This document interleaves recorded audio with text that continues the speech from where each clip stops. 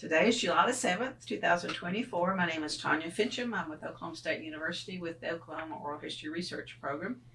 We are in Stillwater, Oklahoma today on the campus of OSU, and I'm here to speak with Edsel Ford Jr. For our series on Santa ambassadors. Edsel transforms into Santa Claus during the holiday season and spreads joy to young and old. And he's also a 1982 alum of OSU. Go Pokes. Go Pokes. So thank you for coming today. Before we get into the Santa part of this, let's learn a little bit about you. Start wherever you like. Okay. Well, been in Oklahoma all my life, born in Tahlequah. In fact, I actually still own the homeless shelter there in Tahlequah, the Cherokee Men's Homeless Shelter. We own the building. We lease it to the OCO Foundation.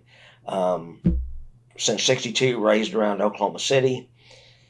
Lots and too many hobbies to mention. Taught aviation maintenance from 1978 to 2003 in one of the career tech schools. Retired from that in 2003 and went to work for the Federal Aviation Administration to help stand up sport pilot, light sport aircraft, a whole new pilot certificate, whole new type of aircraft, and retired from there about 2 years ago. And then have done the silly thing of going back out, and I'm substituting back at the school I retired from. And this summer I will have 5 weeks of full-time night employment, either teaching heating and air or plumbing, which I was the aircraft teacher, but we'll make it. Well, let's back up then. Let's go back to your childhood. Where did you go to high school? Choctaw. Well, actually, it was Choctaw and Tacoma Park, so I went grade school through intermediate to junior high at Tacoma Park, and then when we were in ninth grade and graduated, we transferred to Choctaw, which was 3 miles down the road, and then I'm a 72 grad of Choctaw High School. Okay. So, and when you were getting ready to graduate from high school, what were your plans?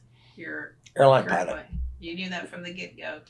Airline pilot. Well, I was wanting to do a stint in the military and then come out and go to the airlines. And of course, 72, before that, the height of Vietnam is on, so the demand for pilots was pretty high. Now, I didn't have the aspiration. I didn't want to fly helicopter because it got shot down too easy.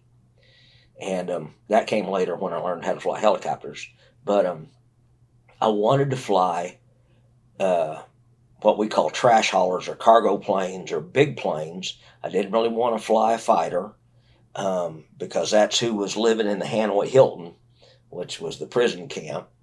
And yes, I would have liked to have been carrier qualified, but my story was as my junior year in college in 1975. The war, of course, has ended. They're winding down. They don't need pilots. I got a notice that I was being riffed from the Navy, reduction in force, and so out the door I went. No VA benefits, no anything else. You were just, thank you for your interest. Have a nice day. And so that went the military career. And then in 82, I got a job offer to go to work for Northwest Airlines as a airline pilot. And that's when I sat down and did the soul searching of, do I want to be gone the next 20-some Christmases and Thanksgivings? And because all the junior airline pilots are out there moving someone to everybody else's house, not at their own house.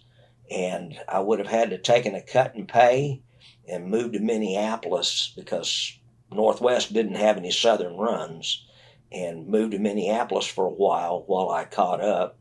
My wife then had a career here at Tinker, so we'll focus on your career. I'll stay a school teacher and just fly, corporate and local and stuff like that. So, and that was when I made that decision. Then from there on out, I got about 1,000 hours riding in front of the Copper Tone banner. I towed signs over the OU and OSU football games of the airplane back in the 80s. And then I've flown crop dusters,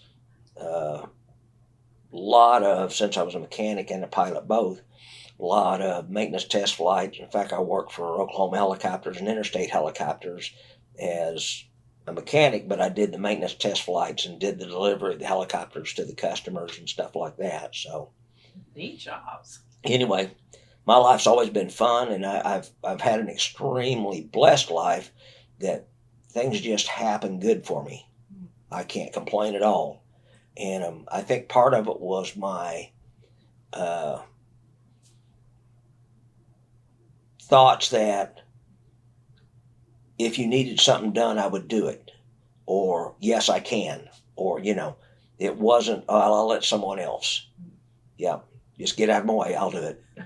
And so, it's put me in a lot of really cool situations. Crop dusting. Hmm. That had to be kind of interesting too. That's fun. Yeah. I mean, it's a dying art, or well, it's fine. Yeah. Actually, no, it is.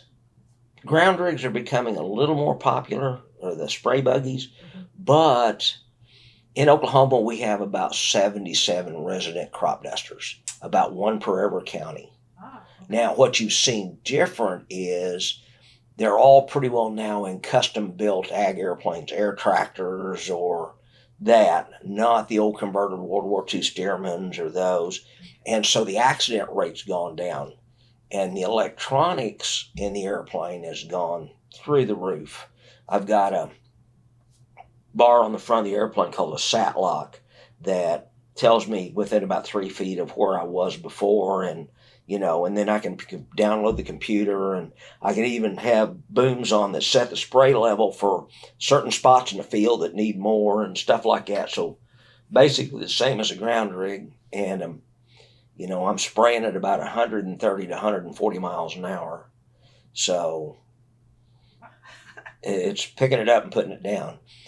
What actually the bad part is boredom sits in. Oh. Do the same thing for 15 hours a day. Back and forth, back and forth, back and forth, back and forth, back and forth. Pretty soon, you're bored, you're tired. And the interesting thing is the sat lock, if you hit the internet and you Google crop dusting the Delta, you're going to see one that comes up. This kid's named Jimmy. And Jimmy is out there flying the old World War II plane, mixing. And how I found that out, I was helping with an accident investigation up in Jackson Hole where Jimmy had been killed. And so I went back researching his history, thinking, one thing, because this was the fourth richest man in the world, or maybe in the U.S., but anyway, fourth richest man in the U.S., and he had him in a little toy airplane, one of the light sports, and he had an accident and unfortunately passed away. So I figured, rich guy toy, and went back, and no, this guy can fly an airplane. And he flew in Vietnam. It shows him in this being a crop duster in the old style where you've got the flagger and everything else. He invented the sat lock, but when I found his last name, made sense in all this, and it was Walton. And it was the grandson of Sam Walton. So, but he was quite a pilot. So the airplane, it was just, unfortunately, a tragic accident, which, a lot of them happen. So, and back to about 1978, I got hired as the aviation maintenance teacher at Canadian Valley with Career Tech. And how I morphed into Santa was I don't have a competitive bone in my body. And I say that very tongue-in-cheek. And it was my second year. I came on mid-year. It was my first full year teaching. We had a Christmas classroom decorating contest. And so this would have been about 1979, 1980. So I'm going to win this contest. I guarantee it. So I figured out how I was going to decorate the shop and the airplanes. And in the classroom, I converted the classroom into what looked like a big dining room. We took the classroom tables, put them together, put a tablecloth on it, and candles and all that kind of stuff, because you can get away with a lot of magic with low light. And I had a little fake fireplace that I put up at one end of the classroom with a fire burning in it, and getting ready for the judges to come around. Well, I had came up with a Santa suit, And so when the judges came around, I was there in my Santa suit reading The Night Before Christmas to all my students who were sitting on the floor. And of course, yep, I won, And after that was done for the judging, then I went around the school and handed out candy canes to everybody. So that kind of got to be a yearly thing that I would do the Santa character and go around the school and hand out candy canes. And they finally gave up on doing the Christmas competition because I always had it. No one else was beating me. And then it started that. Where did you get your suit? I can't remember where I got the first one, but about 2 or 3 years into this, my mom had a custom one made for me by a tailor for my birthday present. So, the first one was a rented suit or something, but about 3 years into it, I had a custom suit. And I kind of morphed out into my ex-wife was at Tinker, so I would go out on a day and shoot photos with Santa for a fundraiser for the Morale and Welfare Fund. And they'd pay $5 and $5 donation. I'd take a picture with them, and daycare, stuff like that. But it was all pretty well what you call pro bono work, And I wasn't really out there actively seeking clients. It was just these opportunities presented themselves. And so did that for several years, and then kind of the opportunities went away and didn't really, like I say, I really wasn't seeking it, really wasn't promoting it. And situations got that I kind of stopped. Still had the suit. In fact, I actually loaned it to my brother a couple of times to go do his things. Now, an interesting family note is we were all sitting there at the table one evening, and of course, his wife Anita plays Mrs. Claus, but Anita's going through some of the family photos, and she pulls up one of her son Cameron sitting on Santa's lap. And I said, "Do you recognize the Santa?" And of course, at that time, I didn't have the real beard. I used the clip-on, or what we call designer beards. And it was me, long before she was ever even an inkling of my sister-in-law and her son and my daughter went to daycare together. So when I would come to the daycare to do Santa, Christina, my daughter, got to go somewhere else. So, and Christina kind of grew up with me doing it. In fact, there's a few times she played my elf and would carry the candy canes and stuff like that. So it's been 40 some years off and on that I've done this. And then my brother decided he was going to do this as a retirement. And so he gets really into it and starts going to some of the schools. And I'm kind of watching from the sideline thinking, do I really want to get back into this game? And do I want to get in at this level? And he says it was no shave November, where, guys don't shave because of cancer, prostate cancer. And that's a support for it. And so anyway, no shave November, I grow a beard really fast. And he says, "Keep the beard, I'll keep you busy." And well, I don't know that I want to do it. "Yeah, keep the beard. I've got way too many people booked." Says, "Keep the beard." So I did. And it's kind of rolled on from there that now I'm into it as deep as he is. And where we get our suits are the same place. And we go to, been to several Santa schools and still go. And people kind of get a funny look when you say Santa school. They're going, Yeah, tell us a little bit about that. Santa school? You just sit down and take pictures. Oh, really? No. You have to learn contracting. You have to learn how to promote your business, how to use social media. During the pandemic, how would you get a visit for your child from Santa Claus?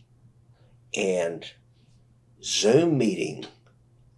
So you got to go to Santa's workshop at the North Pole virtually. And you could have your set with Santa. So these are some of the things that we do. Active shooter. It's a real life thing. you're the big fat target in a red suit. So how are you going to make sure the kids are safe? Those are things you put in the back of your mind, and things you learn. So when I was a school teacher, there was mandatory reporting. If you came in and I thought or I had an indication that your parents were abusing you, I'm required by law to report it. No doubt about it. So as Santa, I'm not. But that's still ingrained in me. And that's something we talk about too, the Santas that aren't former teachers or or haven't been required to. Okay, you have a child. What would you like for Christmas? Oh, I would like my dad to stop beating me. Okay. Well, normally I'm working for a photographer. I really don't know the family, don't know who it is. So I have a code word worked out with my photographer that I'll use, and they mark who that is so we know when we go back that it's this name and make sure it's followed up on. Okay. So it doesn't just slide under the rug. You have some of them that just lost a family member or grandparent, and they want Santa to bring them back. Probably the funny ones, and it makes you come up to learning what the latest trends are, and that is this year. So a lot of kids will come up. What would you like for Christmas? Oh, I want a Nintendo 69. I need them with two games and all that stuff. And you're going, okay, you understand Santa's a toy maker. So if it's electronic or it's alive like a puppy or that, or it's got a motor on it like a dirt bike or those, even if I have it in the sleigh, your parents have to approve me leaving it. So Santa makes no promises. And, oh, by the way, unicorn magic and reindeer magic, it just doesn't happen. They just can't be anywhere near each other. So there is no request for unicorns ever filled, because if I tried putting the unicorn in the sleigh, the reindeer aren't going to fly. It's just not going to happen. And so those are some of the things that you kind of do at Santa School. We have round tables that we talk. The bad part is, in most every profession, you get to watch your colleagues do their performance. Okay, so if you're an actor, you could go watch a play and you can watch someone who's a colleague do it. In Santa's, it's bad form to have two Santas in the room at the same time. And even if I'm not in red, this sticks out. And so we never get to watch each other work. Now, the Mrs. Clauses can watch and tell us, but we never watch each other work because of the restrictions of, it really confuses the kid when they see Santa here and they turn around and there's another guy that looks like Santa, or two or three of them. And so there's a kind of a prohibition, or not a prohibition, but a normal thinking that we don't try to. If my brother and I are together and some kid spies us, one of us, whoever got spied first, will go ahead and talk to the kid. The other one will kind of disappear into the background. And so, we've learned to handle that. And believe me, you can walk into Walmart looking like this and some kid's giving you the stank eye. Any time of year, I guess. Right. And I usually carry little cards with me that said, Santa caught you being good. You've been placed on the nice list. And of course, the cover is, I'm doing just my observance work of good kid or nice kids and naughty kids. And that. So we have round tables at Santa schools or conventions where we actually talk about what and how we do things and trade ideas back and forth. Okay, I wonder. And so there's certain etiquettes to learn. Right. I guess.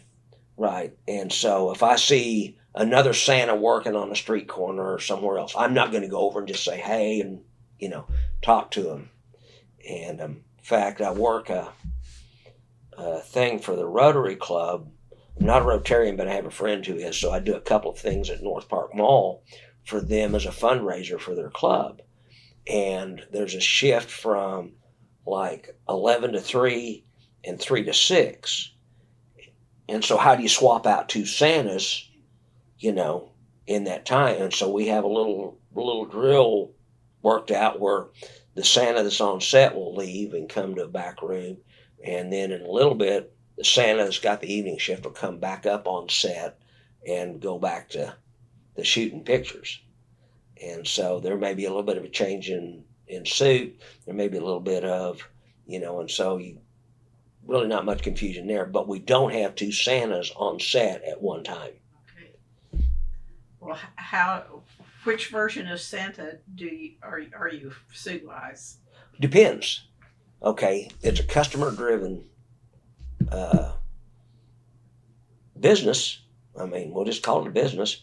So I have blue suits, green suits, red suits, Coke suits, and all different kind. I like the old world suits.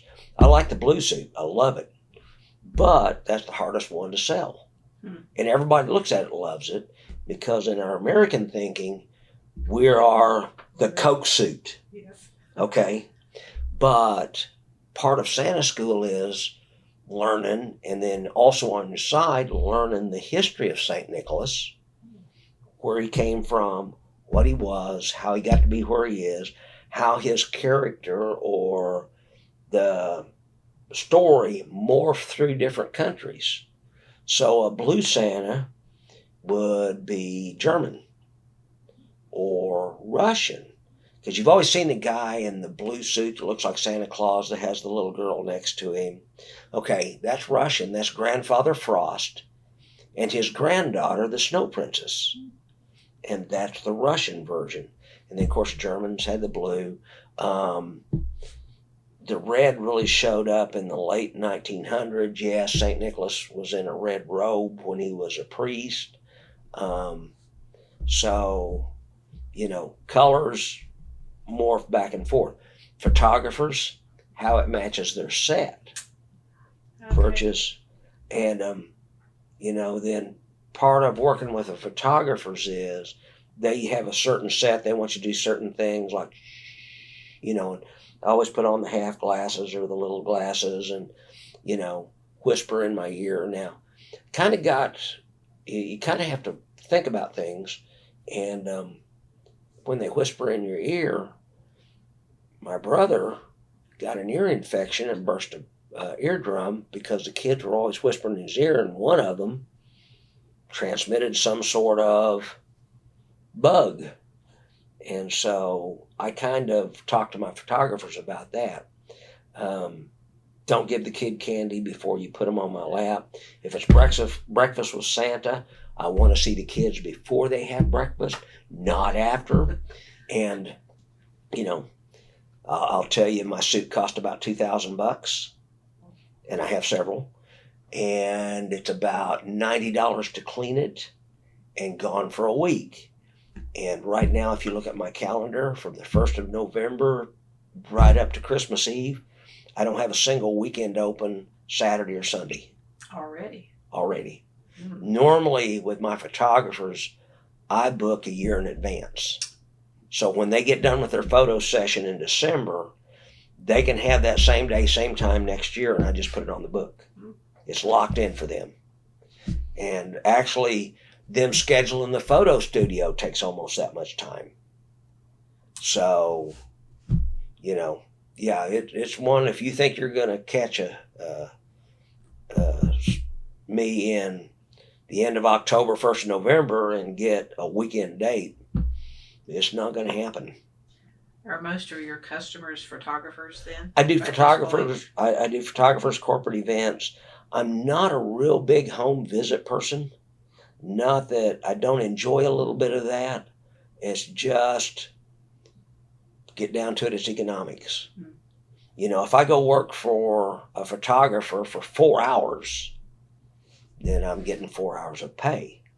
If I go to work for if I go to a home visit and it's a 30-minute home visit, they want to pay me 30 minutes, but it took 45 minutes to get there and 45 minutes to go back. And so, the economics of it just don't really fit, because you can't charge them for, or they're not reluctant to pay for 2.5 hours that they only get 30 minutes. You can understand that. Yes. So that's what I do. Mall Santas, I do those 2 mall gigs for the Rotary Club, but a mall Santa pays a little less.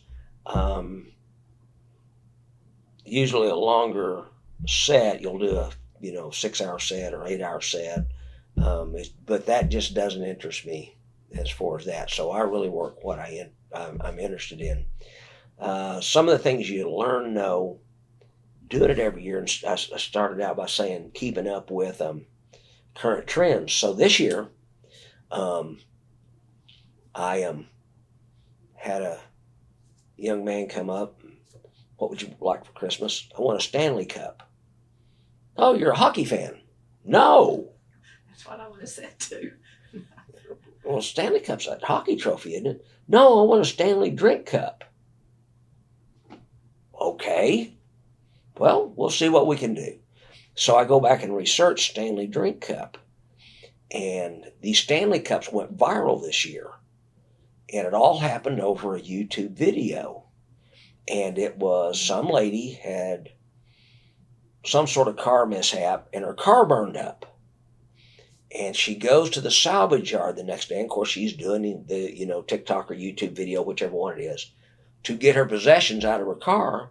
And she picks her Stanley Cup, drink cup, up out of the center console of her burned out car. And it's charred too. And there's ice in it. Oh my God, if it went through a car fire, it's got ice in it, it's got to be the world's best thing. So those Stanley Cups went viral. There were tons of kids asking for Stanley Cups. And people were standing in line with them. It's almost like the old Cabbage Patch craze or the Beanie Baby craze or that kind of stuff. So they were fighting. People were stealing cases of them. But that was my intro into Stanley Cups was, I thought it was a hockey thing. No, it was a drink cup. So part of it, you need to stay up on what the current trend is going to be this year. And then the other one was a young lady comes, and what would you like for Christmas? I want a cow. Okay? A cow. Well, if it's alive, and I go in the same thing, if it's alive or does it, and I says, so you live on a farm? No, I live in the city. Well, where would you ever keep a cow? I want one of the Highland cows. Okay, what's a Highland cow? I didn't ask her that, but okay. And she kind of explained a little bit, but it's the little fluffy ones you see, and they're almost the size of a big dog. And that is now a vogue pet like the potbelly pigs, but they're about 10,000. And so, and I'm not committing some parent to that or breaking their heart because they didn't get it, but just from preliminary indication from mom while I'm talking to her, she probably got a cow. But like I say, it's a vogue pet. And so I had not, and then some of my photographers were booking Highland cow sessions, and where there's a couple of them around, and you go out and take your picture with the Highland cow. And a live one. Live one, yeah. They're cute as can be. I mean, they're a little fluffy cow, and just as cute as can be. And like I say, I think they're about the size of a big dog. Rudolph, move over. Huh? Right, that's it. So, and then some of the things that there's storytelling and some questions that you ask them and talk to them, especially in the home visits, you get a little more of this. It's like, when's Santa's birthday? Well, it's December 25th. No, it isn't. That's Jesus' birthday. Santa's birthday is March 15th. So when did we used to change Christmas presents? Has it always been December 25th? Well, yeah, no. It was December 6th, which is the Feast of St. Nicholas. And then as time came, it morphed into, it comes on Christmas Day now. And so you kind of give them some history lessons with some of that.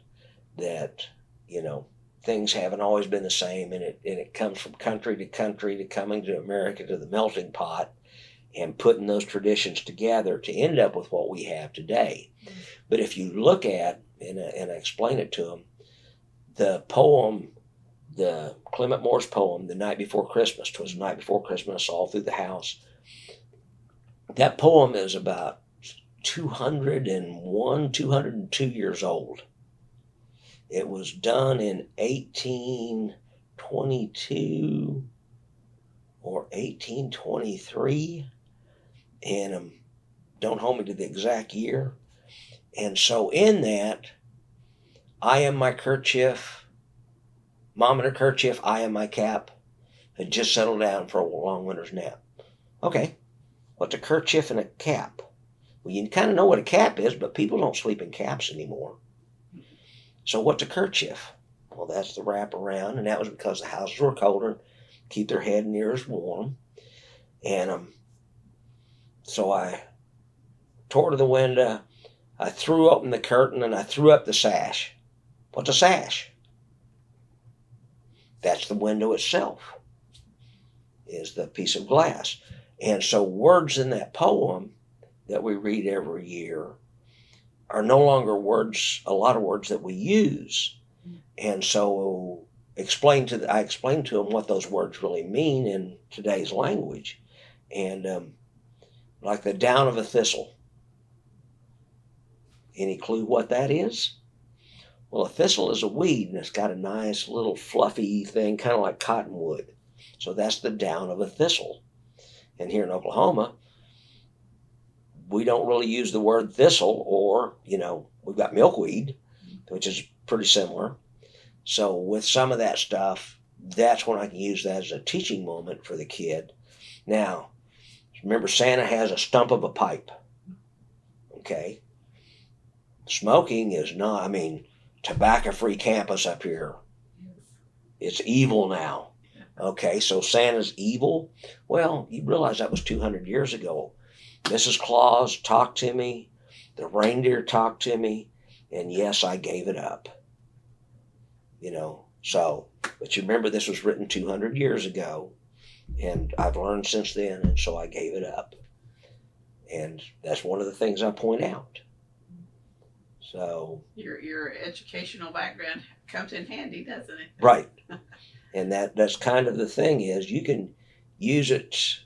You could just read them a story, or you'd read them a story and they would listen to the words, but they would have no idea what the words meant. And so I can translate that into what the words mean in today's language. And do you have time to do that when you do your photography sessions, or? No, normally photography sessions are going to be, what would you like? And then we hit certain poses, and then they go away because the family's ordered a photo pack. Now, probably one of the fun ones, it's not fun, but one of the things I do is you're going to have children that are not happy to see Santa. Yes. To put it bluntly.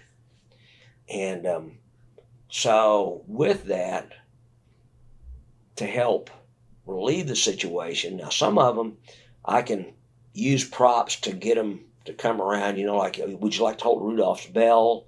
And I brought this off his harness so you could see it. And I've got a really nice silver bell that's on a red piece of leather. Let them ring it and that kind of stuff, and kind of work them in. Or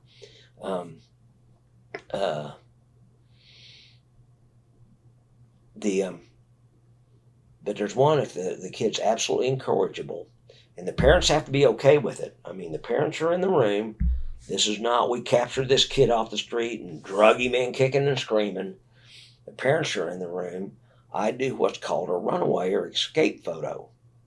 And so they'll put the child in front of me, and I'll kind of hold on to it, and I'll give my photographer a count of 3, and I'll go 1, 2, 3. And of course the kid's like a gunshot out of there. And they get a picture of that kid running away. Well, unfortunately, parents like that, but I have destroyed that child's life. And I'll tell you why. Because when that child graduates from high school, that will be in the senior memories in the yearbook. Yes. You know, my daughter on the Easter Bunny, bawling her eyes out. That pic, you know. So, but there's one of them I did this last year, a photographer up in Chandler, Autumn Moore, that this kid was cute as a button, little redheaded kid.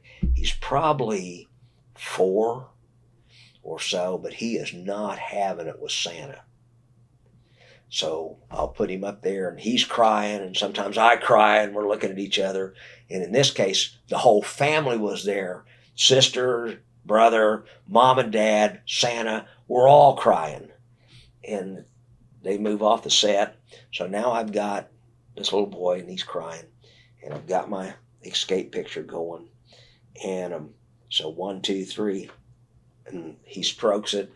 Well, he's kind of looking over his shoulder in the picture, and you can tell he is moving. And it is the cutest picture going. And when Autumn put that up, in 1 week, it got 104,000 likes. Yeah, so it kind of went viral there, if you will. But you also have the trolls on there that, it's why I don't take my kid to see Santa and you know, and they're creepy old, and we did not go out and drag the kid off the street. The parents are there. They're fully involved. I don't think he's going to have PTSD over it, you know, and so, and there's some of them that, yeah, you just you're not going to happen. You're not going to get anything. I mean, if they go hysterical, we got the best we can do. We're not going to force anything. So part of doing the working for photographers is learning how to do some of that. There's a couple of photographers I work for where we put the child in the chair, and I would sneak up behind and just, you know, like this over the top, and they'd have the child and me, and they'd get a few shots in, and then they would talk to him, and you want to meet Santa, and well, he's here, and they'd turn around and look at me, and you get that shot, and then if it worked, and sit down and put the child. And I'm more of a person that I like for the child to stand next to me. Be aware that you need to have both of your hands visible in the photo. You know. Gloves or no gloves? Gloves. Gloves. In fact, actually gloves that go up to about here, so that when you raise your arm or something like that and the jacket falls back, it's still, you don't show skin. No jewelry. And I don't eat peanut butter in November or December because of peanut allergies with kids. I'm very reluctant to do pet photos because if I have a dog that they want on my lap, now I don't mind putting the dog down front and holding it, but after I'm done with that, then I change gloves because of the child down, next child up may have a dog allergy. I have an insane cat allergy. In fact, when I was teaching school, if my secretary petted her cat before she came to work, she had to go home and change clothes. Oh, that's bad. Believe me, it's a horrible allergy. So, you know, pet photos, that's what you think about is allergies. My brother had a parent said, have you had popcorn in the last 24 hours? Because her child was allergic to popcorn. So I watch what I eat, no pepperoni pizza or spicy stuff or anything like that that's going to cause, you know, my breath to smell like that. In fact, I had one little girl one time said, let me smell your breath. I said, what do you think it smells like? Peppermint all the time? You know, and but that was her test for the real Santa. I am probably the one I had this year, and it hurt. But children, especially when they're getting older, are always wanting to test. You've always got to pass the test. And I was at a Chick-fil-A shooting photos for a Chick-fil-A, and I'm working my way through the restaurant, talking to the different families, and I come to this one table, and this little girl grabbed my beard and put my chin on the table from about here. Wham! And of course, I kind of see stars. And I said, Did you figure out it's real? And of course, mom and dad now is mortified. I don't have to yell at her. So, but yeah, that was her test was she was going to yank that beard right off. And then there are times when, if you remember Miracle on 34th Street, and you go back and you watch some of these movies and you start learning them, like the Santa Claus, with Tim Allen, and Miracle on 34th Street, and the one, I hate to say it, I'm not a real fan, but Elf. So learn those venues to use when you're performing. But Miracle on 34th Street, how does he prove to the little girl he's Santa Claus? Pull my beard. And so I'll do that and let him pull it. But I've never had one just grab it and slam my chin on the table. So, let's talk a little bit about your evolution of your beard from the first until current. The part about the beard is growing up at 18, I grew the handlebars. And I had the mustache and the handlebars. About 20 something, I grew the beard, but it's dark, it's brown. And had the beard for a while. And then while I was teaching school, the beard went away, but I still had the handlebar mustache. And then at 36, I went ahead and took the mustache off. In fact, morbid as it seems, or as gross as it seems, I cut the handlebars off and I still have them in a little plastic box in my memory chest. Need a DNA sample? There's your hair. And when I did that, my 3-year-old daughter, oh my gosh, she cried. Daddy's gone. And so without a mustache for a while. And then my career at the FAA, I could have the mustache, which I grew it back without the handlebars, but I couldn't have the beard because part of my job is I flew up front in the cockpit, and up there we have to fit an oxygen mask. So facial hair beyond the mustache is not allowed. I was doing en route inspections on the airlines, and we have a different oxygen system up front than they do in the back, and so ours is, and our requirements are different. So then, like I say, No Shave November, I would always let it grow out for a little bit and then shave it off. And a few years back, my brother, after No Shave November, just keep it. And this is its natural color. It's not. I was a absolute cotton top towhead blonde. And so it just morphed into gray in this. So easy. In fact, there's a lot of the Santas that are really jealous of. Now, I still have a few people telling me to use the purple shampoo that'll make it whiter even, make it more like cotton. And I have not sprung for the purple shampoo to do that. So is there a certain length you aim for? No, I this is getting about time to go back to the barber. And I have a beard certified barber that cuts for me. And,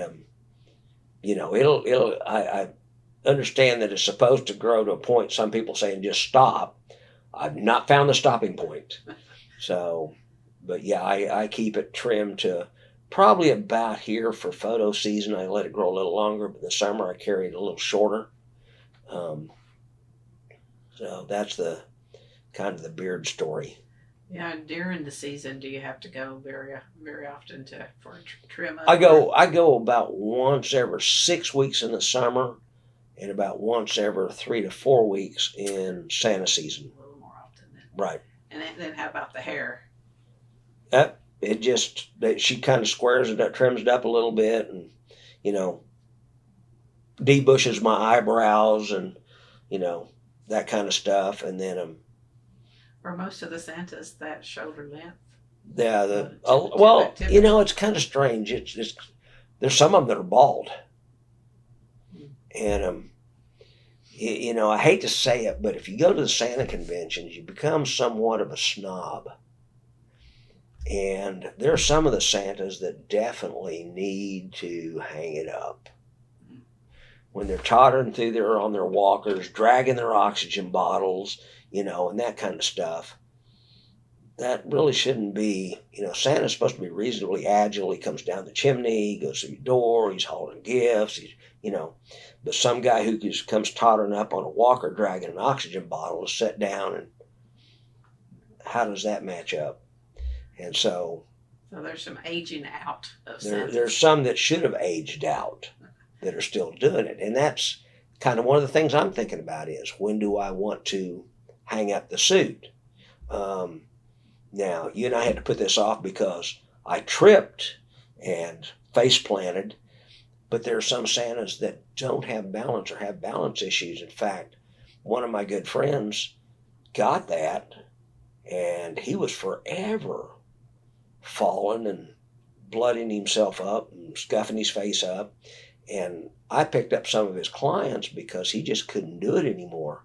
But he would call them up and say, well, I've got a black eye, but I've got a really good story to go with it. Well, part of it is people are looking for something in a photo. When you're doing photos, they're looking for a look. And having Santa look like you lost the reindeer games is not the look you're going for. So, that would be, at some point in time, you have to do that look into yourself and say, when's it time to quit riding the motorcycle? When's it, Well, it's probably not a certain age. It's just the physical. When's it time to stop driving a car? So there are those hard decisions in life that are probably some of the hardest to make. Well, it seems like to me you could cut back and just do like the photographer ones and not have to, where you're already sitting. Well, but you're falling down walking. I was out garage. I was out garage sailing when I tripped. I wasn't playing Santa, and how I did it was I stepped out and my left foot hung on the curb. My right foot went behind my left foot, and there was nothing to grab onto, and gravity took over, and it was just. I got tangle-footed coming out of the car. It wasn't I lost my sense of balance or anything else. I just tripped over my own feet. Did someone come help Santa up? Well, my daughter was there and was kind of mortified. Yeah, and so anyway, So you're thinking 5 more years? If you were to think of 5 to 10? I'm 70 now. So at least 10 more then. Well, we'll see. We'll see. And I'd like for it to go on forever, but I also realize at some point, if there's a physical limitation that diminishes the image, then Is that something they discuss at the schools? No. Some of the guys that are on the walkers that can barely breathe with an oxygen bottle will tell you they are the real Santa, and all the rest of us are just his copies. Hmm. And or are most of them blue-eyed like yours, like you? No, it's all over the, and discussion of suits, discussion of suit maintenance. Where do you get it cleaned? What do you do if you send it to the cleaners and you've got a $2,000 suit? You send it to the cleaners and it comes back with pink fur. And that is, That's and happened, so I guess. we've got a dry cleaner that my brother and I use that actually some people from Missouri brought their suits down to that cleaners to do. And, so you have to, when you find a cleaner that really knows how to handle the Santa suit, then that's the one you use. So during the season, you might have to have one cleaned 2 No. or 3 times? No. They're cleaned at the first. Cleaned at the end, so they're ready to go the first. Now, I did this year order a duplicate for my cola suit, which is the traditional one you see. We call them cola suits or Coke suits. And it was almost a disaster. I was doing a party, and they gave the kids candy, and I missed the red sucker on the white fur by that much. And I didn't have a backup suit for that. So now I have a backup suit for that, because for a lot of parties, that's the one that's requested.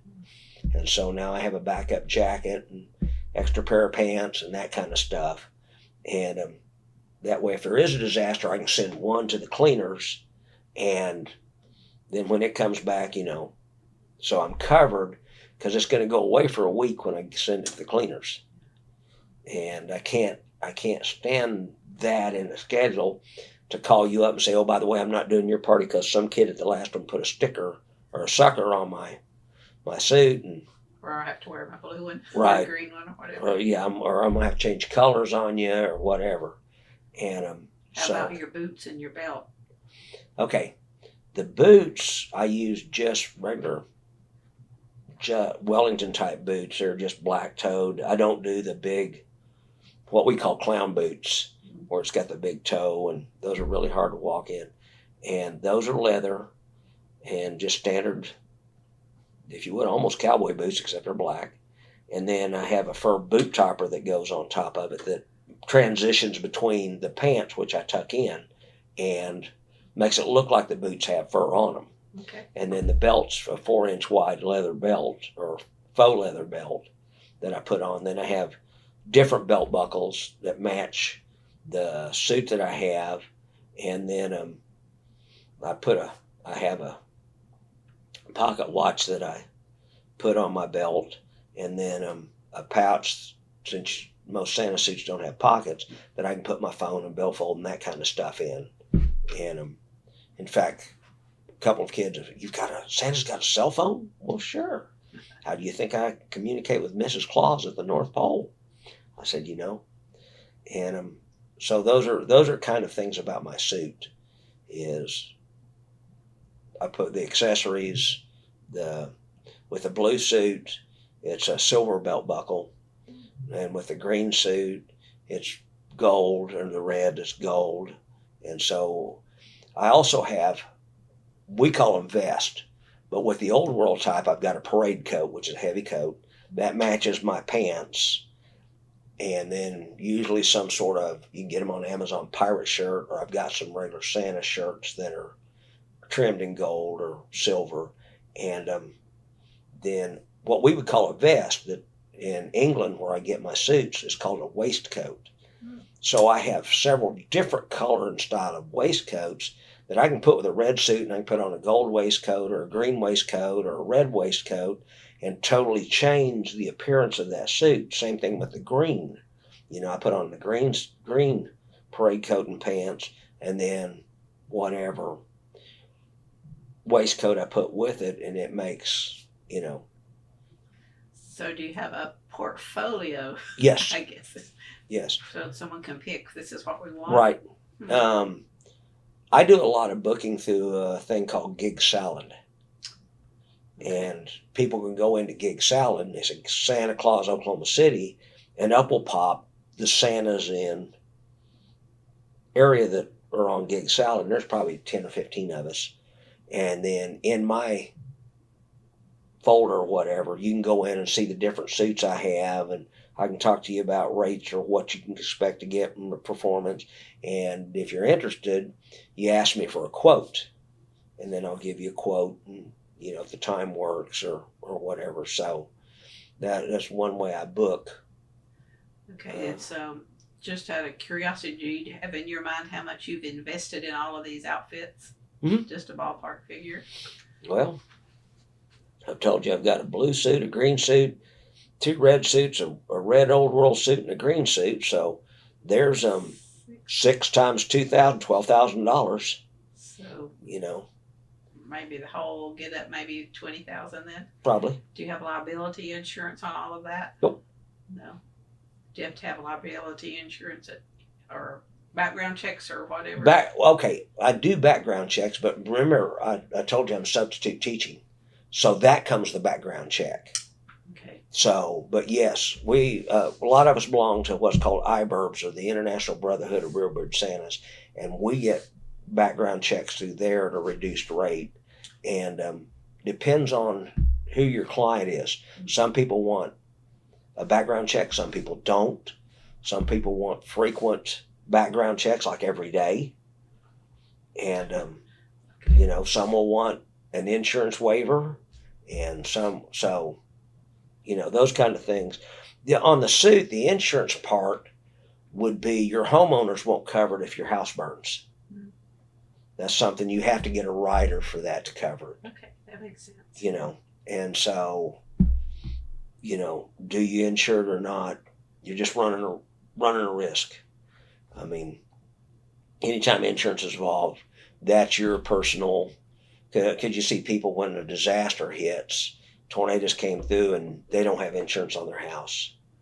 And of course, there's some of us going, how could you be like that? That's my major investment. Yes, the house is insured. You're not going to get all your money back. No, you're not going to come out ahead. But I'm at least not going to lose. So do you have in your mind how much you need to make during the season in order to cover your expenses? I don't. I just do. I'll tell you that 13 to 15,000 is not. It would be about an average Christmas. So, okay. And then that's kind of really how I judge what I'm going to spend for a suit at the Santa convention. Okay, because if I spend $2,000 or $3,000 this year, I know that I'm going to make that plus have some money to play with, and that money will cover travel to Santa schools. It'll cover, and still a little bit. It's just play money. It goes in the play fund, and so.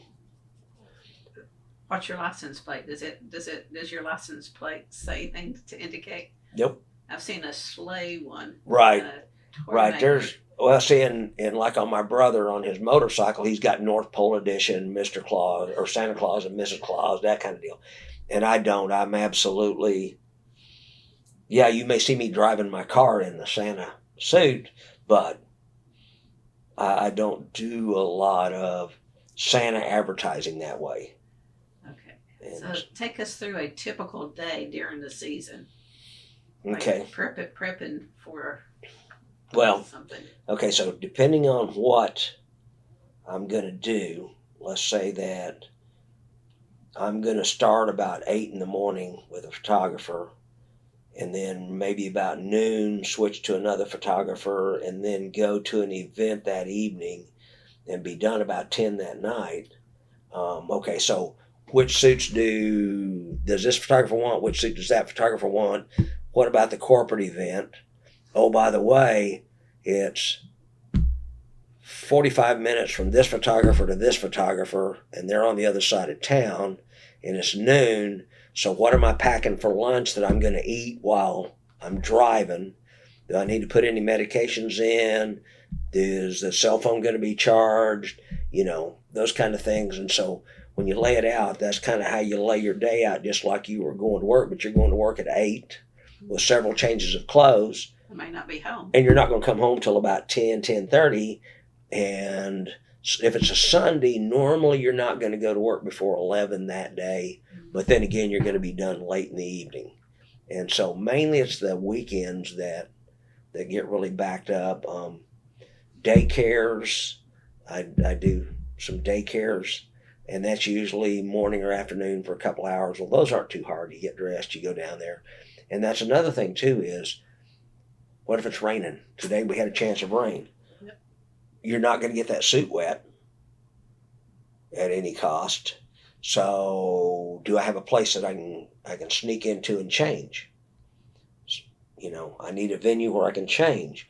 And so this photographer wants a red suit from 8 to 11. This photographer wants a green suit from noon to 4. And then the corporate event wants the blue suit because it's the police department.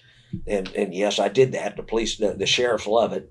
And so anyway, I've got a narrow window to change, and then can't let the kids see me going back and forth, or don't do that. And so logistically, where can I change and make that happen? And then you've got 2 meals packed, or at least healthy snacks. So when you're transporting from one to the other, are you already in? I'm driving. Are you in a suit, one or the other? Sometimes, yeah. Oh. A lot of times when I'm leaving a photographer's, I will have changed into the one that the new photographer is going to get. That way I'm not slowing their time up when I come to the studio, because the studio time is absolutely, they leave no wiggle room on either end for this photographer has it from 8 to 9. This one has it from 9:01 to 10. This one has it from 10:01 to, and there's absolutely no overlap time. You vacate on that minute mark. And do not come in early. You can't come in early, can't leave late. In fact, I accidentally stumbled into one time. I was doing one up in Edmond, and I hadn't met the photographer, so I stumbled into the studio about 15 minutes ahead of time, thinking that she had just got there early, and walked into another photographer's photo shoot. And of course, party foul.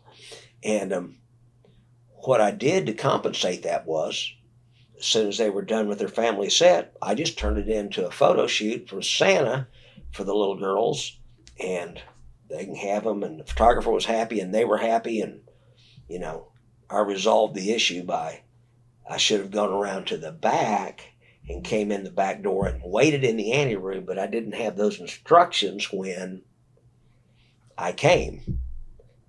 The next year, okay, this is the drill. Here's the door, So you have repeat customers. You Oh, have yeah. a lot of repeat customers. Right. So you keep your schedule on your cell phone? Mhm. And it'll ding you when it's time or whatever? Yeah, in fact, if you look at my calendar, I have the Santa stuff color-coded. So we get over here, let's just go to November. Come on, I don't want that. There we go. Oh, I don't want November 25. I want November 24. I went past it. Now here's December. Okay, the red stuff you see, those are Santa engagements. And so if you look at December 7, how many do you see? 3. 3. Yeah. Yeah. Gosh, okay. And so yes, I check my phone frequently, and that is, if you call up and say, ooh, I need something December 7th. Well, stand by. Okay, it's not happening. Not happening. Well, actually, in that one, I know that the event on that one is a store, and that they'll be closing at 5. So if you want me at 6, I've got the evening of the 7th open. So if you have a party or you want something at 6 to 10 or whatever, I can stick another one in there. What suit do you want? Well, do you keep in self-care is important during all this time too, not to overdo. So you tell no sometimes? I do. Say no sometimes? I do. In fact, I pulled back a little bit on the schedule last year because, I was starting to stress out. Plus, you start losing your voice toward the end of the season. From ho, ho, ho. Right. No. Actually, it comes more from some venues are outside, super cold. Some venues are inside, super hot, and you're going back and forth. So. What do you do for self-care? I mean, sometimes Tamiflu. I mean, I know it's not going to be on the video, but there's my elves and I, and it's about 21 degrees. Well, that's a great shot too. You got your green. Mm-hmm. And see how the suit goes with. It's a red suit, but I've got the green waistcoat on. Mm-hmm. That's And, pretty. So. 20. Oh. Yeah, and I was outside all night that night. Well, that would And could be a problem. because that's where they had the photographer set up. Now they did have a little bit of heat, but it's still, it's still 21 degrees outside. So toward the end of the season, I may lose my voice a little bit, and so I have to be careful about that kind of stuff. So self-care, and then just fatigue sets in after a while. And I did pull back this last year a little bit, just because the year before that, I was absolutely trashed out at the end of it. I was done. What do you do at the end? when you've done your last one and you hang up your suit for the season? Go have Christmas with my daughter and start looking at next year. You know. Not hit the lazy boy for a week? No. I am. Or do you get in the Christmas spirit, or is it just too much? The problem is I used to decorate really big. In fact, $10,000 worth of Christmas ornaments, just hallmarks. That wasn't Enesco's or any of the others. And the house looked like, if you've ever been to that shop in Oklahoma City, North Pole City, it looked like that. In fact, the people that had North Pole City lived about 5 houses down from me would come look at my house. And with doing Santa, I don't decorate at all now. I don't have time. And there's not ever going to be anyone there because I'm gone or, So that part of Christmas has changed for me. Does that make you sad, or you're okay with it? I'm okay with it. Yeah, I do enjoy my stuff. And no, I haven't gotten rid of it. I'll open the box and go, ooh, I remember when. Okay, But. You put up a tree?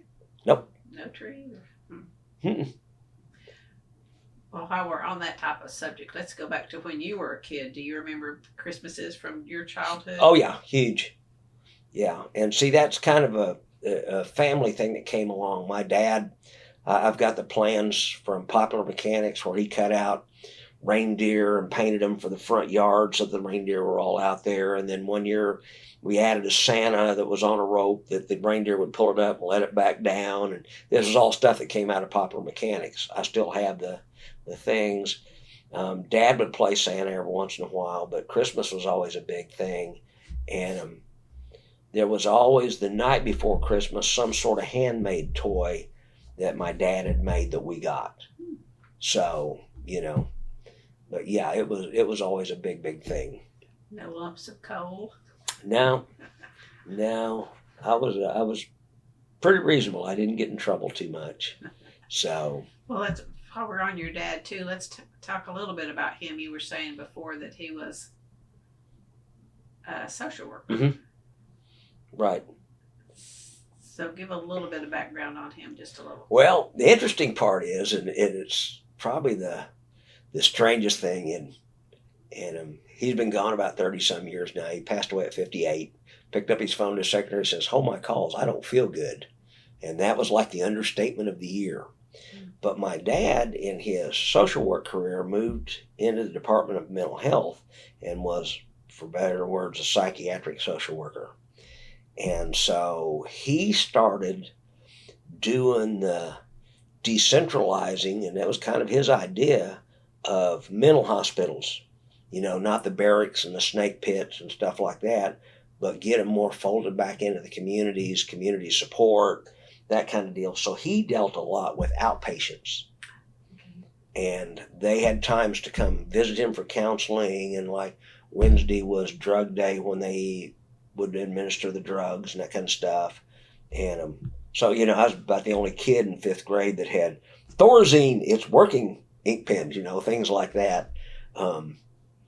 But to my dismay or my luck or whatever, he gave all of his patients the home phone.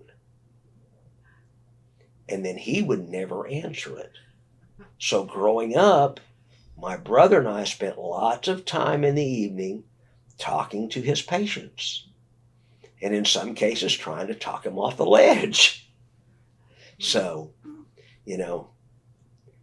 but it was interesting. We'd have parties, we'd have picnics and stuff with his patients, if you will, or clients, and friends with a lot of them, when I was 9th grade, 10th grade. In fact, I got to selling redwood picnic tables. I've always been really crafty, and I was building redwood picnic tables.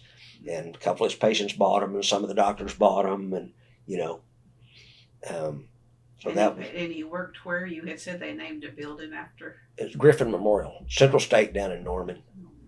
So. UCO. Huh? UCO. No. Norman. Oh, Norman.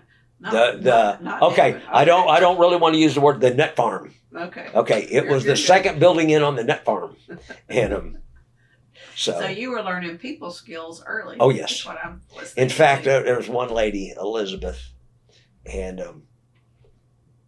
he even gave me the key to handling Elizabeth. I mean, this was one that he knew what was going on. But if you Elizabeth would call and I need to talk to Mr. Ford and it's really important and I've got to talk to him now and I've got this situation and she would just, that was kind of her normal cadence. And you'd say, okay, okay, okay. And she would get to repeating okay in this cadence that she's got of all these problems she has, that she's got to do this. And if I could get her to say okay 3 times in a row, problem was solved, and she'd say thank you and hang up. And so you hardwired when it was Elizabeth gets on the phone, you start out okay, okay, okay. And even after he passed away, and we've got caller ID now, I get a call one night, shows up on the ID, Griffin Memorial Hospital. It's like 7 p.m. And who's calling from Griffin Memorial at 7 p.m? And so I answer the phone, and it's someone down there. Of course, my last name's Ford. And he says, I need to get a message to Harrison. And okay, and he goes on about Harrison Ford. And yes, I have met Harrison Ford, but we're not on a first name basis. And so he goes through this whole thing, and he's in danger, and this and this and this, and you need to get a message to him, and this is so and so, and okay. So after I get the person off the phone and calm down, and I'll get the message to him, I call the switchboard at Griffin Memorial. You got one loose. So, there's someone's got access to a phone. Okay. Hit him. So, those were some of the interesting times growing up with having your father in the mental health business. Yeah, so he would have passed away before you or Kelly, either one, were into the Santa Right. business. Well, no, actually not. Let me think. No, I had, because he passed away in 83. Well, no, he passed away in, I was married in 82 or engaged in 82. I think I'd been playing Santa while he was alive. So. Did he have any opinion about that?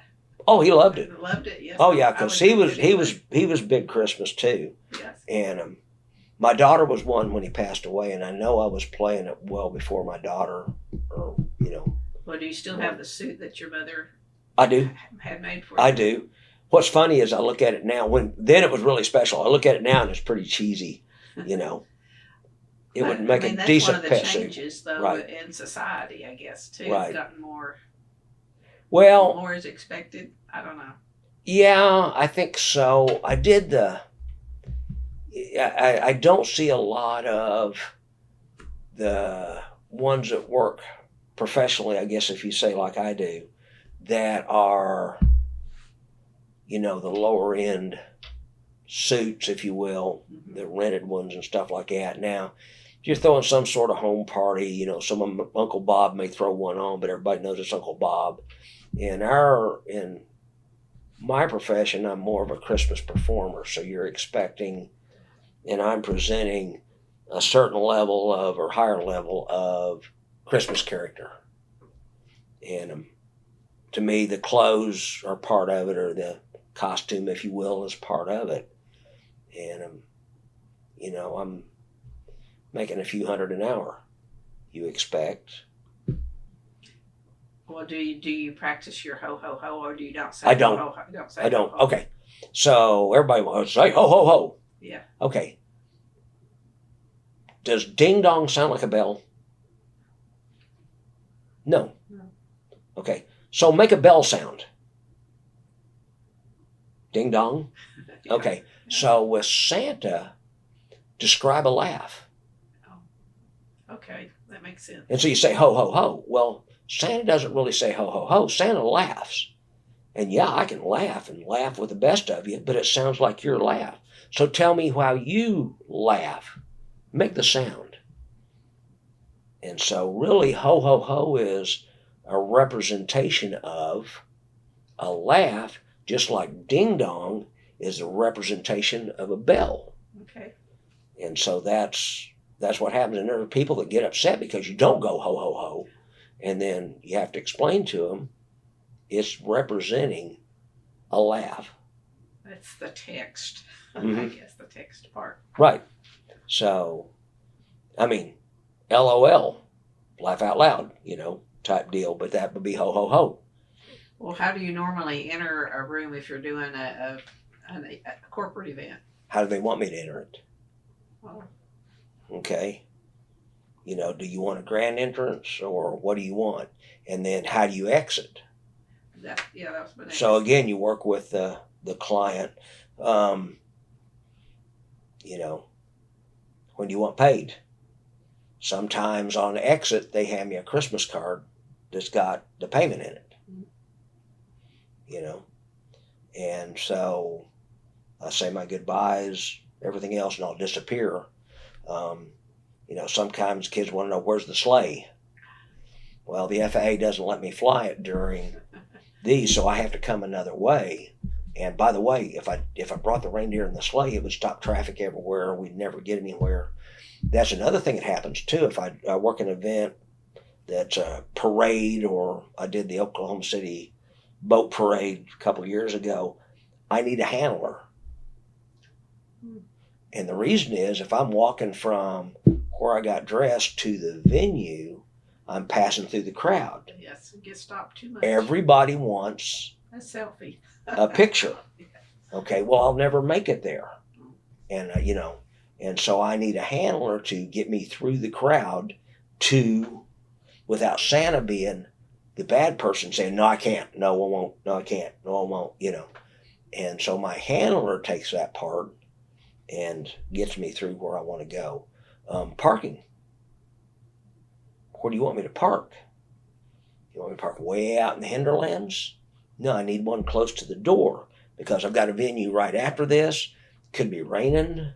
I need the shortest route in. Is your car red? No. No. It's green. You're going close. But it's forest green. But those are some things with the handler part that you want. And even inside corporate events, sometimes you need a handler. Is that where Mrs. Claus could come in? Right. And handle it? Now, see, I'm You're solo Santa? absolutely. But I work with ladies that are solo Mrs. Clauses. And in fact, actually with my brother and sister-in-law, who's Mr. and Miss Claus, there'll be times when my brother has a photographer booked, but my sister-in-law's picked up an event.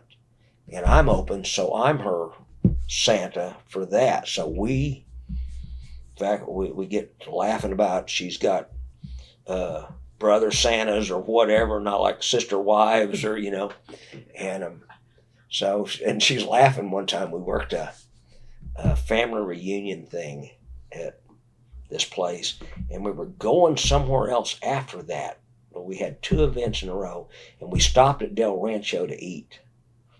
Now in suit. In suit. Absolutely. Okay. Yep. All of it. And she caught herself in the middle of it going, which one am I with? Because we look pretty much alike except he's taller. And so she actually caught herself. But yeah, going to a restaurant in a Santa outfit and a Mrs. Claus outfit and watch the wheels come off the train. And we did float around this restaurant. We did take pictures with people. And a lot of times the meal gets comped. So that's a plus. Or someone there will buy it for you type deal, And but yeah, you travel from venue to venue sometimes in your suit. You end up you can't help it, I guess. going places, or you're stopping at 7-Eleven because you need the little room in the back. And so Santa comes through, then going through a drive-through is a treat for the Right. window person. Right. So, but yeah, that's the thing. You know, I know of people that will put on the suit and just walk up and down the sidewalk and take them pictures and ask for $5. You know, stuff like that. And to me, that's not kosher. If I do that and I walk down, I take pictures with you. We're going to take pictures. Well, and if you're in a suit, you don't want to go into places that Santa wouldn't normally be seen. Well, and I'm very careful. So I had, you know, I was approached for doing an adult Santa for an adult party. No. And the reason is, if there was a photo taken at that and it hits the internet, I'm a children's Santa. That could lose a whole lot of clients. So I'm very, very particular about. In fact, I did one that I kind of somewhat regret, and it was sorority fraternity thing at the establishment to the south. And they had me do the horns down. And I should not have done that. And that is, Santa loves everybody. And so, you know, people from Texas, okay, you think what you want to think of them, and that, yeah, I bleed orange, but I'll work an OU event because the color is green. You know, yeah. That's just the way it works. And Santa loves everybody. And so, but you do also have to watch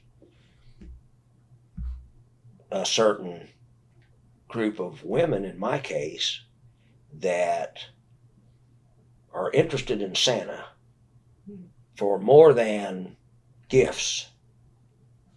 And the age range of that, from the 20s up, will surprise you.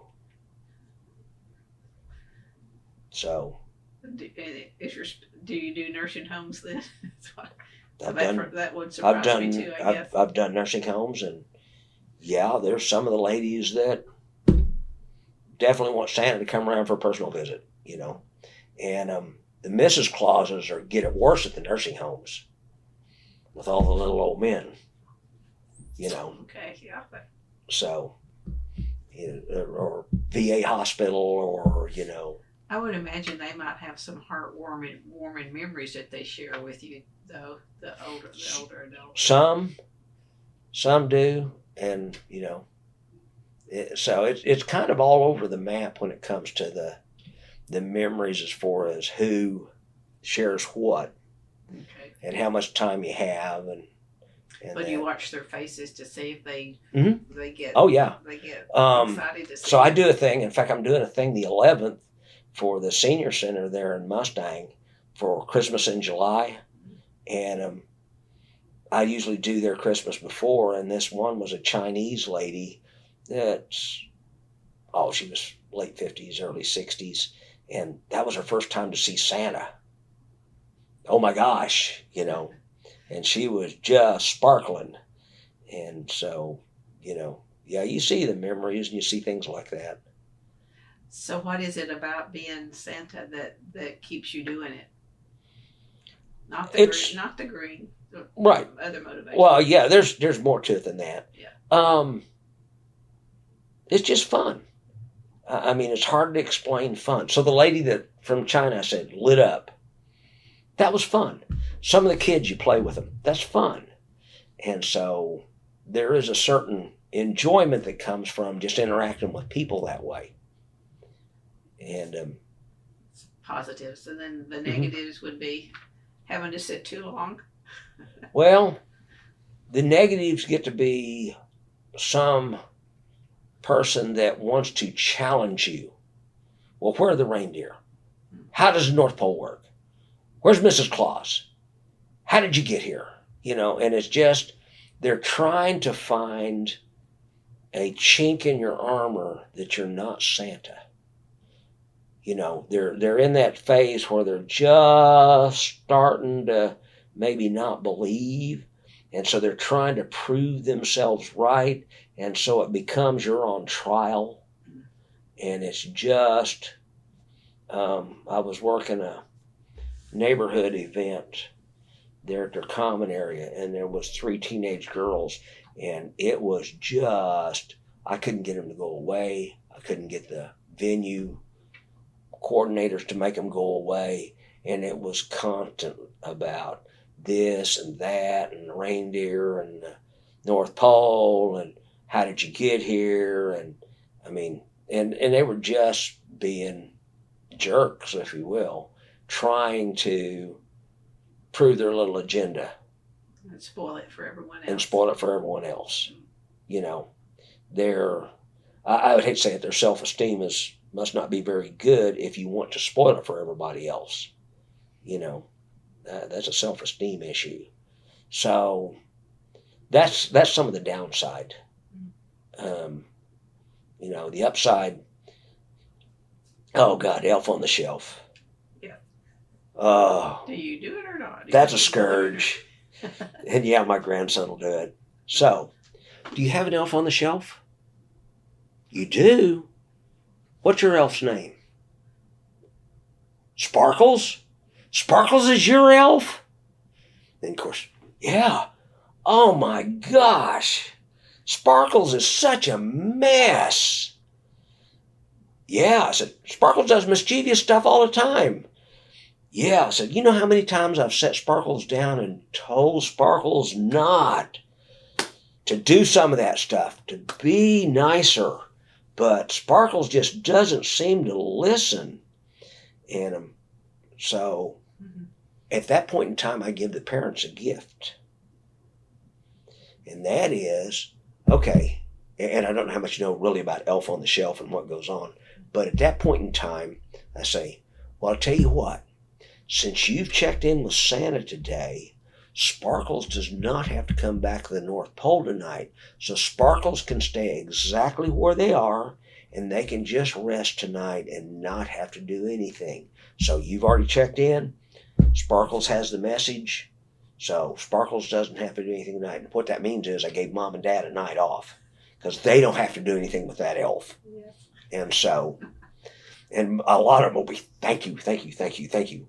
And so that's how I do Elf on the Shelf stuff, is find out the name. And then if I kind of remember who the kid is, I'll ask Brody, well, how's, and have his elf's name and doing. And, the last time I saw you, you had a broken arm. What happened? Did you get that all fixed up? And so if I have a chance, sometimes I will touch base with parents, or parents will touch base with me right before they come and give me cliff notes.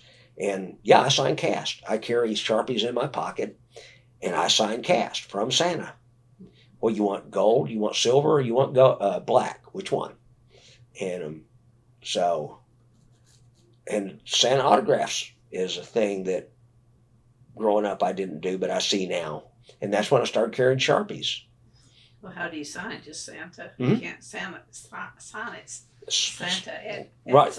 Well, I go by Santa Popcorn as a name. Okay. And how Popcorn came about was my longtime girlfriend passed away from cancer, but her kids and her grandkids, of course, they had grandpas.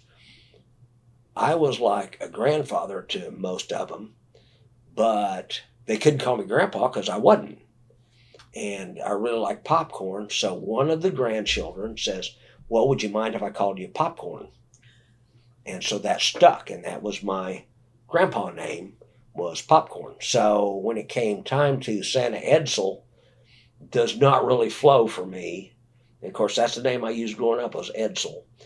Those of us who are a little more mature understand the meaning of the name and the junk that went along with it, but the younger folks really don't. But to me, Santa Popcorn was better than Santa Edsel. Now, my brother uses Santa Kelly because he has a little more normal first name than I do. The bad part is, if you Google Santa Popcorn, you get a lot of popcorn in Santa tubs. But if you Google Santa Popcorn Facebook, you find my Facebook page. Okay. And but that's my Santa name is Santa Popcorn. So you maintain a Facebook page. Mhm. That's one of your ways to Right. self-promote, I guess. Right. Yeah. In fact, my daughter's wanting to take over all my social media and do all that. So I'm going to turn it over to her to knock yourself out. And some of the things you might do as Santa to drum up business, if you will, join the Chamber of Commerce. Because there's all the businessmen who would be wanting Santa for a party or appearance. Right after Christmas, we're doing the after Christmas sale, and we're at Dillard's.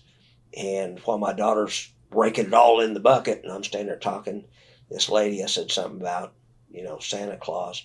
Well, it was a director for Dillard's, and I need to contact her, but she wants me to do a party, as Santa at their Dillard's party.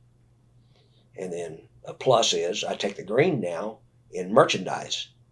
Well, I'm going to be back there spending money anyway, It's kind of like doing fundraisers. If I see a $100 Walmart gift card in a fundraiser, I'm going to bid $100 for it. Okay, first off is they're raising funds. Walmart donated it. I know I'm going to spend $100 at Walmart. So that way they get the full price for the card. Instead of looking for the $25, I got a $100 card for $25. No, it's a fundraiser. In fact, I'll give you 110 for, Go spend it on candy canes. Right. And so, and that's that gets to be kind of a mixed bag on candy canes. Candy in general, I guess. Well, I have them, but I don't. I've worked for people that want me to hand one to every kid. And I'm a little more reserved with, I'll put them out there in a bucket, get one if you want it. I don't force it on them. Some of them don't like peppermint. And then diabetics, Mm-hmm. That's a question mark too. Not super strong in kids for diabetics, but there is that. But there's, like I say, that's what goes under the same heading we talked about with peanut butter or popcorn, food allergies, pet allergies, a lot of, there where I substitute, there's peanut-free classrooms. Southwest has peanut-free airplanes. Never had a peanut in them. And I know some people that are that sensitive. So. Over your course, so you've been doing this since the 80s? Mm-hmm. 40-some years, off and on. Years. Are there any trends or major changes that you can discuss? I am probably. Hand placement's probably one that you have to worry about more so. Well, I'm gonna go out here on a limb. So, do you know the legend of the Christmas pickle? Okay, it's a German thing, and the night before Christmas, there's a pickle hung in the Christmas tree, and the first child that finds the pickle gets an extra gift. And you can go back. So I found a little plastic dill pickle. And it's done in a Bavarian box, but it yodels. Okay, so a child says, "What would you want for Christmas?" "Oh, I don't know." So it's my elves have been working on this new toy, and I think it's kind of silly, but they've asked me to see if children would like this. So I reach in my pocket and I pull out the little pickle. Of course, they're looking at the pickle going, "I don't want a pickle." And I said, "Well, it does this." And I get it to yodel for them. Now, some of them want the pickle. Some of them, my teacher had the pickle. But in doing that, I had a parent complain that was sexual. And I was coming on to their child with the pickle. And so some of the mind thinking of some of the parents, you've got to be really, really careful at the parents that have an agenda that are setting you up for, to fit their agenda. And you've seen that in our society some, even from stuff at Hobby Lobby means this now when it's just house decor. And so that's kind of some of the trends I've seen is there's more of a agenda out there to push my agenda. And I also remember growing up, there was a Santa at every strip mall going, and you don't see that now. Yeah, and the Salvation Army bell ringers. yes, you Now, don't see that anymore. The Salvation Army bell ringers, they're there, But not in Santa. but they're not in Santa outfits. I wonder roughly when that stopped. I don't know. I don't know. I just noticed it. Because I know when I was in the Lions Club, and we did bell ringing every once in a while for that season as Lion members, and but yeah, the Santa bell ringers are not there. So. And you said you do parades. Mm-hmm. Edge of wave. So. And we'd have your parade coat on Mm-hmm. then, I guess. Yeah. Because sometimes it's really cold and that parade coat feels really good. Kelly let me put his on. It's heavy. They're heavy. Mm-hmm. Right. Heavy. I cannot imagine doing that inside. You get really hot. Work for a photographer 4 hours in that. And no way to keep cool. No, that's just what it is. So anyway, I'm going to need to You need to head out here a bit. Well, Yeah. then we will finish with I usually ask people when history's written about you, what would you like for it to say? You can answer it as Santa and then answer it as Edsel. He was an average guy. Which one? As Edsel. Okay, it's Edsel. Okay. As Santa, I don't even want him to know I'm gone. Because been here since 400 AD, and he'll be there long after I'm gone. I was just a moment in time. So, really, there's no definitive words as when Santa goes. Okay. Because he should never go. He may go to someone else, but he's not ever going to go. Well, then can you do your exit voice as you go someplace else? Well, Or do you have one? I really don't. I mean, it's just do the Merry Christmas, or you can lead them into call and response. I say candy, you say cane. Candy, Cane. candy. Cane. Merry Christmas, and out the door you go. Okay. So how do you want the exit to go? So For today, we'll go OSU. there you go. Go. Guns up, go folks.